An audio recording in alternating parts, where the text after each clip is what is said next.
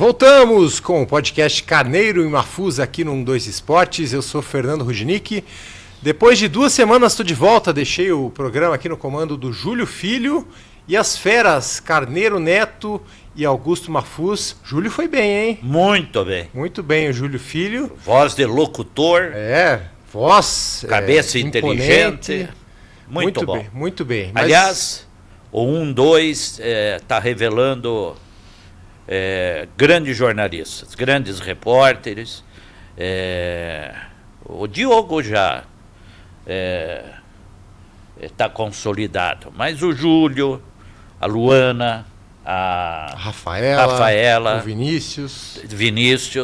Esse Vinícius O Vinícius é... Mafuzinho de antigamente, né? É esquentado. Vinícius é esquentado. Mas eu estou muito feliz de participar com essa equipe, sabe?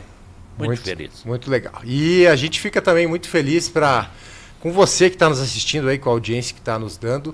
Fica aquele recado antes da gente começar o programa, né? Se inscreve se você não é inscrito ainda no nosso canal do YouTube. Deixa sempre seu comentário, a gente vai lá ler, curte, tenta pegar as ideias do comentário para trazer aqui, trazer perguntas. Deixa a sua curtida aí no podcast Carneiro e Mafuz. Olha, eu saí de férias 2 semanas atrás, o Atlético estava com 29 pontos na tabela, voltei, continua com 29 pontos, Carneiro Neto. Ontem perdeu do Palmeiras e foi uma partida que não deu esperança nenhuma, né? O Atlético está 7 jogos sem vencer em casa, a coisa tá feia pelos lados da Baixada. Foi uma semana de derrotas, né? Perdeu 2 vezes para o Vasco da Gama em São Januário, nas mesmas circunstâncias, e ontem para o Palmeiras. Acontece que o Atlético não tem comando no futebol. Isso, lamentavelmente... E a gente cansa de falar. Eu tenho repetido isso, apontei os equívocos, apontei o indicativo de que poderia melhorar, que era a contratação de mais um zagueiro de meio, um lateral direita e um meio de campo de categoria. Não contrataram meio de campo de categoria, contrataram meia boca. O Atlético continua improvisando no lado direito, tem um buraco ali, e ontem o Palmeiras se divertiu por ali. E o miolo de zaga é ridículo, que toma esses gols nos acréscimos, como aconteceram nas 2 partidas com o Vasco da Gama. Então é uma repetição cansativa. Enxugar gelo, né? Parece um relógio de repetição. E pelo jeito não vai ter solução, porque o cerne do problema é o Mário Celso Petralha. Né? Ele está completamente superado no futebol, ele foi muito eficiente no patrimônio, na economia do clube, mas em futebol ele sempre foi fraco. O Atlético ganhou os títulos em razão das pessoas que estavam no clube. E todos, rigorosamente todos, profissionais ou amadores, brigaram com o Petralha. Saíram brigados. Os presidentes campeões aí, né? Do título brasileiro, da Sul-Americana, da Copa do Brasil. E, lamentavelmente, não muda, né? O Petralha continua com a sua prepotência, ele não admite que ninguém se meta no time, no clube, sei lá o quê. Eu acho um problema. O Atlético está vivendo de sonho, ilusão, com os torneios mata-mata, que uma hora ele, né, ou ganha ou perde e sai.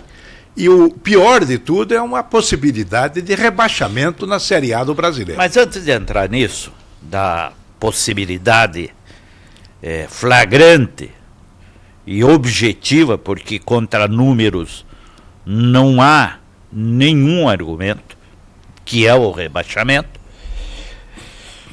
você fala que falta o Atlético, ou faltou o Atlético, que falta o Atlético um diretor de futebol, no que eu concordo com você.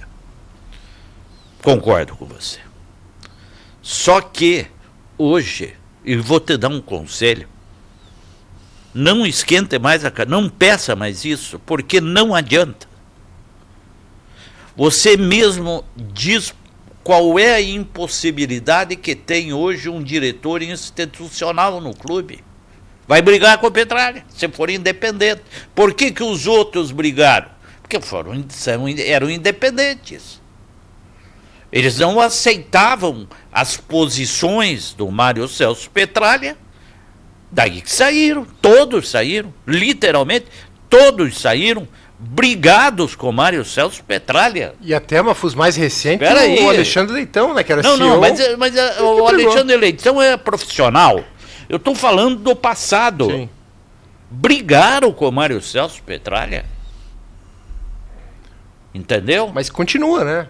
Até os profissionais hoje é difícil, Claro, é uma relação difícil. Então por quê? Não, mas é difícil mudar pela omissão do Conselho Sim, Deliberativo. o conselho é... Porque eles, Então. inclusive, o Petralha mandou colocar o nome dele no estádio e eles colocaram. Eles colocaram. Por unanimidade.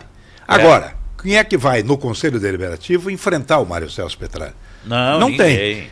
O problema que reflete no time, porque o time não tem personalidade. Os jogadores perderam o caráter de competição. Eles se abatem muito facilmente. O Atlético só. Ele fez veja que o Atlético tem dois paradoxos. Ontem ele tomou o gol e se abateu. Nos jogos com o Vasco, ele fez o gol. Nas duas partidas, saiu na frente. Aí, no segundo tempo, o que aconteceu? As mesmas falhas de posicionamento. Aí entra a estratégia, entra o treinador, entra o jogador. Falta de autoconfiança. Os jogadores do Atlético são... eles não respeitam o clube no ponto de vista emocional, porque eles são gringos. A maioria não conhece o Atlético. Se o Atlético tivesse jogadores ou formados na base, ou brasileiros, na maioria, e uns poucos de fora, para preencher o elenco, o comportamento seria outro. Porque esses jogadores, não sei quantos que vieram, 9, parece, estrangeiros. Tem 9 aí. Eles são jogadores do empresário. Eles não são do Atlético. Não. E eles sabem que estão de passagem. Mas tem empresário dentro do Atlético também. Aí que está. Como assim? Mas é evidente. O empresário traz, fica com um percentual e para negociar depende do presidente do clube, do diretor de futebol do clube. O caso do Marciolara. O Marciolara é responsável pela contratação do Diório. Quer dizer, o Atlético vai ter um gasto, se cumprir todo o contrato dele, de quase 25 milhões de reais, 7% de comissão. 7% de comissão? Isso é um absurdo. Mafuz, deixa eu falar uma coisa sobre o Diório. Eu assistindo o jogo ontem, quando ele tirou o Mastriani no intervalo e colocou o Diório, eu realmente não entendi. Porque o Diório não tem feito nada de diferente no Mastriani. E parece que é protocolar colocar, porque ele não vai poder jogar na Copa do Brasil. O treinador é medíocre. Medíocre. O treinador não deveria ter sido contratado pelo Clube Atlético Paranaense, certo? O Atlético teria que ter trazido um Mano Menezes, alguém que conheça o futebol brasileiro, o próprio Atlético, entendeu? Tá aí, o Mano Menezes já deu um jeito no Fluminense. Agora, o Atlético não tem solução. Não tem. Porque é o tal de rodar o elenco. Como o elenco é medíocre, não vai definir nunca quem é quem. E as contratações, repetindo pela enésima vez, foram péssimas. O tal do Zapelli, por exemplo, que seria a maior estrela, é um jogador extremamente individualista, até certo ponto infantil. Então o Atlético não tem rendimento. Está mal escalado quando o técnico, nos jogos do Vasco, os dois em São Januário, perdeu pelas más substituições processadas pelo treinador.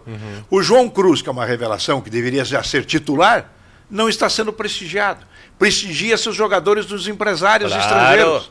Então o Atlético, o Mafuz falou, matou tudo, não tem saída. Não tem saída, não adianta, não tem saída. Pode botar lá qualquer diretor da antiga que vai ser engolido pelo atual sistema de dentro do CT do Caju. Quem tem a chave é o tal do Marciolara, que aliás a torcida pediu a renúncia dele ontem. A torcida ficou brava, xingou Petralha, Marciolara. A torcida pediu a renúncia dele ontem. É uma situação aí que a gente vem falando aqui no podcast há muito tempo, né? É lamentável, viu? É lamentável. Sabe a outra coisa? Eu vim para cá pensando no seguinte. Eu não entendo, eu gostaria de entender um pouco o Mário Celso Petralha. Ele fez tão bem para o Atlético, ele construiu um novo Atlético, né? Embora a base tenha sido junto com a turma de 1995 a 2001, mas não dá para negar que ele deu continuidade às obras. ele é insensível para o futebol. Se a realização do dirigente é a conquista de campo, ele é insensível. Olha só essa janela que está aí. Não contrataram ninguém. Chegou o Praxedes e vai chegar também o zagueiro... Que não joga desde março. O zagueiro... Reserva do Bahia. Do Bahia, exatamente. Reserva do Bahia. Marcos Vitor. Essas são as contratações do Atlético. A insensibilidade dele. A janela fecha hoje, inclusive. Segunda-feira, 2 de setembro. O Paulo Autuori, infelizmente, não assumiu, né? E essa ausência do Autuori? Não, mas ele está proibido de falar. Proibido? É. Petralha pediu para ele não se manifestar. E ele está obedecendo o Petralha. Mas qual é o objetivo dele? Eu não sei. Não se sabe o que ele foi fazer lá, se é que ele assumiu oficialmente algum cargo. Não se sabe. Porque tem um outro aspecto, falando do time propriamente dito, e daí com o Paulo Autuori podendo atuar... Também não tem muita coisa que fazer, viu? Não, mas o time do Atlético não é todo ruim, desprezível, não. Ele tem potencialidades. O Atlético foi mal formado, evidentemente. Não tem as opções que os técnicos imaginam. Mas não é um time assim para cair, não. Chegou a disputar com esse mesmo time, com o Cuca, o Atlético ganhou de 2-0 do Palmeiras. O que falta é um treinador, lá em São Paulo. Falta um dirigente, talvez seja o Paulo Autuori, ou não mais, aí tem que pegar outro. E um treinador de maior envergadura, de conhecimento do grupo de jogadores e prestigiar os que realmente sentem a responsabilidade de defender o Atlético. E não esses jogadores estrangeiros que passam assim, perdem gols na cara, entendeu? Mas o Canóbio é esforçado. Tudo bem, mas não sabe fazer gol, então não pode jogar, entendeu? O Coelho. Essa gente não vai ajudar o Atlético. Não tem gabarito técnico, não tem caráter de competição. Agora, não é todo perdido o caso, não. Claro que a ausência do Fernandinho é lamentável, né? Um jogador importantíssimo. O Atlético não tem uma zaga, tem dificuldades muito grandes na criação, mas se houver um pouquinho de empenho do Paulo Autuori, acredito, o Atlético pode sim evitar o pior, que será o rebaixamento. Olhando um pouquinho para o jogo de ontem, a gente tem como destaque, não tem outra opção, foi o Mikael, né, que entrou no lugar do Léo Link. Só um parênteses, a questão do goleiro. Veja que o Atlético é um clube tão mal dirigido pela atual direção de futebol, que ao vender o Bento, ou ter a projeção de uma possível venda do Bento, todo mundo sabia que os garotos são muito jovens, o Léo Link e o Mikael. Não vamos discutir o mérito técnico. Mas seria o caso do Atlético já ter contratado um jogador mais experiente para o gol. Exatamente para conversar. Só para conversar com o Mikael. Para essas ocasiões. Sim, claro. Dar uma tranquilidade para os jogadores, entendeu? Porque eu não sei se o Varini tem essa possibilidade de conversar com os jogadores no nível deles acreditarem nele. Porque é muito jovem, não tem ainda uma marca. Talvez o Paulo Autuori sim, mas aí já está tarde. Um goleiro experiente ia treinar com os meninos, entendeu? Pega aí qualquer goleiro desses famosos que passaram por aqui, poderia contribuir até muito. O Santos. Nós não conversamos com o Almir Domingues outro dia? Exatamente. O maior treinador de goleiros do futebol do Brasil. Paranaense. Almoçamos com ele, almoçamos com ele, com o Carlinhos Neves, com o Oscar Yamato, Valmir Gomes e outros amigos. E falamos do quê? De futebol. Futebol clássico. Não esse futebol medíocre, que é o que se pratica no Brasil atualmente. Fala, Mafuz. Não houve nenhum comentário sobre a possibilidade do Atlético mudar o treinador? Até agora não. Mas ninguém fala depois do jogo, né? Do clube ninguém falou. Ninguém falou com a torcida o papelão de ontem, não? Não, só teve... Mas as rádios não têm acesso, então? A imprensa não tem acesso. Quando tem entrevista coletiva. É quando tem entrevista coletiva. Não teve ontem? Olha, não tenho certeza se teve ou não. Vou até confirmar se teve a coletiva ontem. Mas assim, o padrão que acontece. Tem o jogo, depois o técnico vai para a coletiva, um jogador vai para a coletiva. Isso é ridículo. Isso é imoral. É falta mas de isso não é coisa do Atlético. Eu sei, é mundial isso. É um lixo. O futebol virou um lixo, amigo. Para aguentar jogo hoje em dia não está fácil. Eu e o Mafu somos repórteres. Nós frequentávamos a casa dos presidentes dos clubes, dos diretores de futebol, porque eles eram civilizados. E nós também éramos como repórteres. Isso há mais de 50 anos. Hoje, o futebol virou só interesse financeiro, só grana. Esse é uma vergonha o padrão da arbitragem, é uma vergonha o padrão dos treinadores, dos jogadores. Está aí a seleção brasileira que vem jogar em Curitiba. A gente está arrepiado de medo que ela faça outro vexame, né? Nós não confiamos na seleção brasileira, amigo. Imagine nos nossos times com esses dirigentes remunerados e que não respeitam o torcedor e o associado. O Mafuz, a tua coluna de hoje no 2 Esportes até fala que o Mikael, pelos milagres que ele fez, ele mascarou claro uma que derrota mascarou. muito maior. Claro que mascarou. Se tomasse de 5, seria o resultado normal, a situação no Atlético hoje seria outra. Os 2-0 estão mascarando uma lógica, em tese, uma lógica de que o Palmeiras ganhou porque é superior ao Atlético. E fica essa situação. Agora, como o Carneiro falou, né? Tem o Vasco na Copa do Brasil. Se não vencer o Vasco em casa, vai ser eliminado. Depois tem o Racing, Sul-Americana. E acabou. E é uma chance grande do Atlético ter a sua temporada Atlético, daqui a eu vou ser final bem do mês. sincero, estou brincando. Eu acho que o Petralha não acredita em desgraça. Mas tem que tomar mais cuidado com o Brasileirão. Eu acho que não tem que se preocupar muito com Sul-Americana ou com Copa do Brasil, porque se passar agora não vai além. Tem que se preocupar com o Brasileirão, porque senão vai disputar o rebolo. Você colocaria o risco de rebaixamento o quê? Moderado, 4 médio, pontos? alto? 4 pontos? Pô, 4 pontos. É alto. É alto. É alto. Perigoso. 4 pontos é alto. A luz vermelha tem que estar acesa no painel da lógica do Clube Atlético Paranaense. Mas existe essa luzinha lá, não? Não sei. Em no clubes normais existe. No escritório do Mário Cel, será que tem ou não? Não sei, não conheço. Enfim, bom, essa é uma situação complicada e eu fico pensando.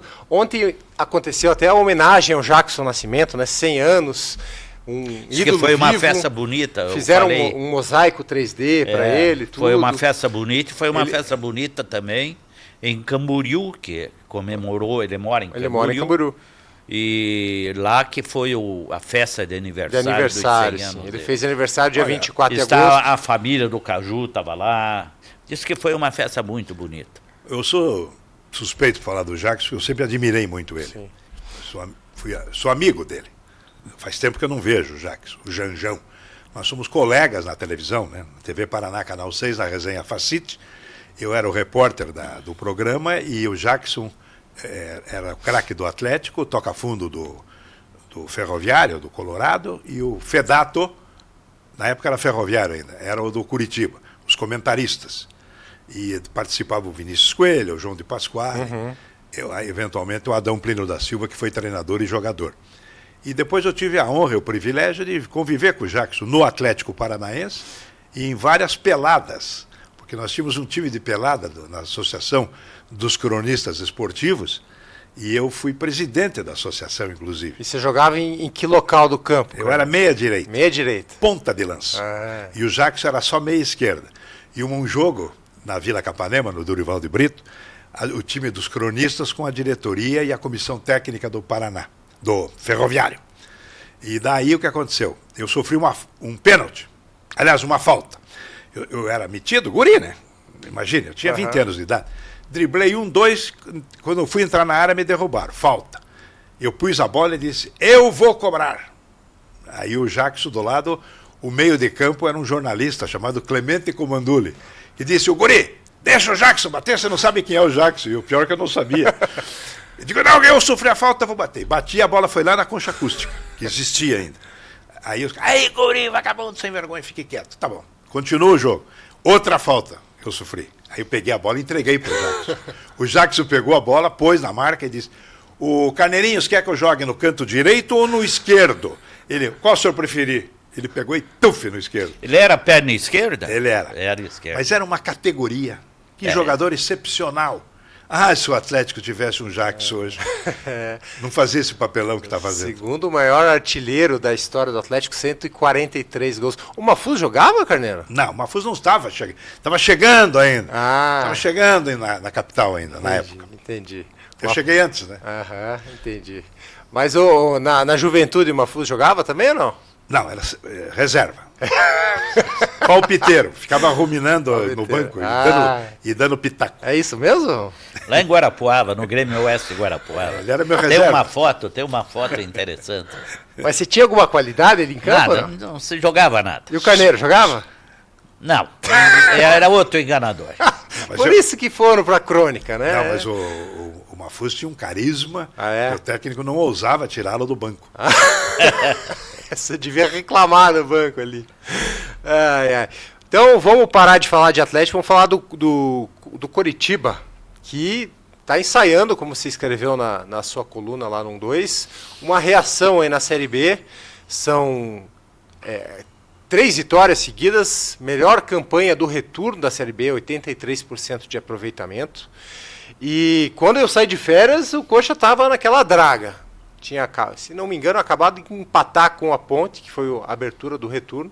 Depois emendou essas vitórias e agora vai jogar contra o Guarani, o Lanterna, fora de casa. Possibilidade aí grande de emendar mais uma vitória. O que o Jorginho fez com esse time? O Coritiba vem provar, tem uma ligação com as nossas críticas com o Atlético, em razão do Varini, que não é respeitado pelos jogadores, é um desconhecido, um competente. Você vê o que é a influência de uma figura no comando. O Jorginho não é um Guardiola, está longe de ser um Abel Ferreira ou um Mano Menezes. É um treinador fraco, mas é o Jorginho, campeão do mundo. Ele tem uma oração de respeito. Olha o que ele fez. Está fazendo o time jogar. Um time medíocre, que é o do Coritiba, jogar. Somou 9 pontos aí e começou a ter esperança de brigar pela volta à primeira divisão. O Jorginho recuperou a autoestima dos jogadores. E eu acho que é mais aquele papo de trabalho de mentalização, conversa. Mas também tem estratégia de jogo. Mudar o estilo, se reforçar na defesa, né? O time começou a jogar de uma forma mais vertical, sem aquele toquinho para o lado, que é irritante, né? Ou mais irritante ainda, o Atlético que atrasa a bola para o goleiro o jogo inteiro, pelo menos quando joga o Léo Link. E o Jorginho foi muito feliz já naquela partida com o Brusque, lá em Florianópolis. Ele soube aproveitar bem as deficiências do adversário, melhorou tudo esse aproveitamento no jogo com o Sport Recife, e nessa última partida que ele ganhou em casa, do Avaí, foi muito importante porque agora se notou nas entrevistas que os jogadores estão confiantes. Sim. Eles se reportam ao Jorginho, eles não falam mais de ninguém. É a diferença entre um treinador carismático e um treinador comum. Entendeu? O treinador, às vezes, ele é mais estrategista do que paternalista ou do que o chefão, amigão dos jogadores. Mas se conseguir unir as duas coisas, você tira o máximo do jogador. É exatamente isso que ele está conseguindo. O Jorginho está extraindo 80%, 90% do esforço dos jogadores. Em contrapartida, o Varini no Atlético não está tirando nem 30%. O time do Atlético não está nem aí. Mas o Varini não é treinador, cara. O Varini é um empregado, um especulador de futebol. É um jovem que inventaram ser treinador, né? Inventaram que ele é treinador, e o Paulo André enfiou dentro do Atlético. O que você quer? Agora, voltando ao Coritiba, é muito importante que ele tire proveito da fragilidade técnica na média geral da Série B do Campeonato Brasileiro. Por exemplo, o adversário que ele vai ter agora, o Guarani, é um time extremamente frágil, né? Eu não vi muito o Guarani jogar, mas vi o Operário, né, ganhar dele em boas circunstâncias. Agora, também tem o aspecto de jogar em casa, o alto da glória. O Coritiba não pode mais se dar ao luxo de enroscar em casa. Sim. Eu estou falando isso na expectativa de uma possível ascensão para a Série A do Campeonato Brasileiro. Porque com esses resultados ele se afastou daquela zona de perigo. Sim. Se afastou na zona, está a 6 pontos ainda. Aí que está, da Série B. esse que é o detalhe. Está a 6 pontos do G4 da Série B. O Vila Nova tem 39 hoje e tem um jogo a mais que o Curitiba. Se o Curitiba ganhar, vai ficar a 3 pontos. E tem o confronto direto com o Vila Nova. Tem, né? ainda Exato. tem confronto direto. Tem um turno inteiro praticamente pela frente ainda. Tem muita água aí para rolar na Série B. Mas já é um alento essa melhora e o estilo do Jorginho é aquilo que você comentou, né? Ele se fecha atrás, arruma a casa defensivamente, não tomou gol nos últimos 3 jogos e foi assim que ele conseguiu o acesso quando ele treinou o Curitiba em 2019. Então ele repete a mesma fórmula para ver se ele vai conseguir o mesmo resultado, né, Mafus? Mas eu não acreditava, como ainda tenho reservas para dar esse crédito que vai subir. Sim. Mas que com o Jorginho, porque o Jorginho despertou a consciência dentro do time que primeiro tem que se defender para tentar ganhar o jogo. Uhum.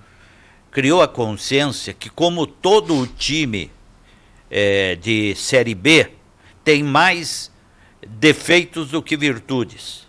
E a partir desta consciência que o Curitiba melhorou. Uhum. Entendeu? Agora, eu estou na expectativa também, em relação ao Curitiba, do fator Aleph Manga. Eu ia entrar nesse assunto. Porque é uma incógnita, uma grande interrogação. Eu tenho opinião formada a respeito, já me manifestei. Eu não recolocaria o Aleph Manga no elenco, eu trataria de passá-lo para um outro time, provavelmente no exterior, porque ele pode causar um efeito emocional, psicológico negativo. Positivo é muito improvável. Mesmo que ele desande a fazer gol, coisa semelhante.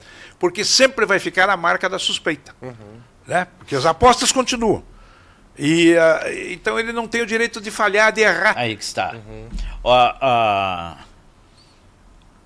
Quando falta para o ser humano o direito de errar, porque errou muito, e errou gravemente, como foi o caso do Aleph Manga, ele não tem... No futebol, principalmente, porque no futebol a conclusão, muitas vezes, quase sempre, ela é movida, é provocada pela paixão. O Aleph Manga só tem uma alternativa: entrar, fazer gol e não perder gol. Uhum. Isso é impossível para o ser humano, para o jogador, e para um jogador sem muita qualidade, porque fizeram dele um centroavante extraordinário, como se fosse a solução para todos os problemas do Curitiba. E ele vai, se ele voltar, passar a jogar depois do dia 26 de setembro pelo Curitiba, ele vai chegar com um déficit físico aí de ritmo de jogo muito grande. A volta dele não é pela condição dele, técnica. É para fazer média com a torcida. Sim. Eles estão com medo da torcida de mandar o Aleph Manga embora. Ele tem contrato só até o final do ano. Pois é, mas eu estou dizendo agora. Uhum. Ele só está voltando porque a torcida está pedindo. O risco... Mas a mesma torcida vai mandá-lo embora antes que ele imagine. Então, acho que na visão do Carneiro e sua, o risco Aleph Manga hoje é maior do que o benefício que ele pode trazer. O risco de causar um tumulto dentro do Curitiba. Sim. E os jogadores, eu passei 20, 30 anos na minha vida dentro de vestiário de jogador, dentro de campo de futebol, de treinamento. O jogador do Curitiba, ele mesmo desconfia do Aleph Manga. Todos. Eles não se manifestam por uma questão de classe, mas eles não pegam briga pelo Aleph Manga. Uhum. Posso te dar certeza. Bom, a situação do Manga aí a gente vai saber se realmente vai ser utilizado pelo Jorginho ou não um pouquinho mais para frente. Seleção brasileira joga aqui em Curitiba na sexta-feira. Essa semana vai ser com muitas notícias aí de seleção brasileira, que vai treinar no CT do Caju, vai jogar no Couto na sexta-feira contra o Equador. O Dorival estava ontem na Baixada assistindo o Atlético Palmeiras, do Atlético eu acho que não dá para tirar ninguém, mas do Palmeiras o Estevão aí para futuras convocações aí, o Estevão já está convocado. Já está, né? Mas é um jogador que para a seleção no futuro, ele vai ter o seu lugar ali, que é um jogador diferente, né? Olha, a seleção brasileira vai mal. Tanto que está em 6º lugar nas eliminatórias sul-americanas da Copa do Mundo. E tanto é verdade também que vai mal porque o técnico foi destituído, o Fernando Diniz, e foi contratado o Dorival Júnior. E agora que tenta reiniciar o trabalho, vamos dizer assim. Essas partidas serão oficiais. O Dorival foi bem nos amistosos, mas na Copa América fracassou. Sim. Ele é a seleção. Eu vejo o time brasileiro atual muito sem personalidade, os jogadores muito cabeça baixa, não tem mais aqueles zagueiros que eram os donos do Bellini, Mauro, né, Carlos Alberto, Piazza, Mauro Aldair. Silva, aqueles Ricardo Rocha, Ricardo os grandes zagueiros que se impunham, né? Quem é que parece com o Bellini? Ninguém. O Marquinhos joga assim, o outro não sei nem o nome, não me lembro. E os alas são fraquíssimos, o meio de campo não cria, o Bruno Guimarães e o Paquetá não têm também iniciativa, eles não são aqueles meio de campo que tomavam conta, né? Gerson, Rivaldo, Didi, os verdadeiros craques do futebol brasileiro. E o ataque é uma confusão, ninguém sabe quem é que vai jogar. Pelo menos individualmente todos são recomendados. Eu não vou discutir. Vinícius Júnior, Rodrigo, Hendrick, o próprio Estevão, são jogadores admiráveis no plano individual nos seus times. Sim, sim. Na seleção, não provaram. E o Dorival Júnior ainda sofre, padece dessa pequena, eu vou dizer, síndrome do Neymar. Ele ainda acha que o Neymar vai ajudar. Sim. Ponto. E aí, Mafuz, está empolgado com a seleção? Não, a seleção não me empolga há muito tempo. E nem essa. Essa pior ainda. Porque essas são de jogadores que colocam a seleção brasileira num segundo plano. Né? O que eu também não critico. Porque o próprio comando do Brasil coloca o Brasil no segundo plano, né? Então não vejo diferença dentro do futebol. Agora, o problema não é do Dorival, embora ele não seja o melhor técnico para uma seleção brasileira para se recuperar. O problema é que não temos mesmo jogadores. Temos um ou outro, mas assim, para fazer uma base definitiva para a Copa do Mundo de 2026, eu não temos. Não temos 5 insubstituíveis no Brasil. Isso nem de longe. Exato. Essa semana, como tem muita... Tanto que convocaram o Lucas Moura. Sim. Que veio para o Brasil para terminar a carreira dele. E foi convocado, Lucas Moura. Mas essa semana, como vai ter muita notícia de seleção, tá, a gente está preparando no 1-2 uma cobertura especial, né? Vai ter matéria sobre o estádio onde a seleção jogou a última vez aqui em Curitiba, que foi no Pinheirão, hoje está abandonado. E tem uma situação interessante, se a gente comparar aquele time que jogou em 2003 a última vez aqui no Brasil com esse aqui, é de chorar, viu? Tinha Ronaldo, Rivaldo, Kaká. Ronaldinho. Eu transmiti esse jogo. Eu ainda era narrador em 2003. E 3-3 com o Uruguai. Eu me recordo esse jogo no Pinheirão. E foi muito bem disputado.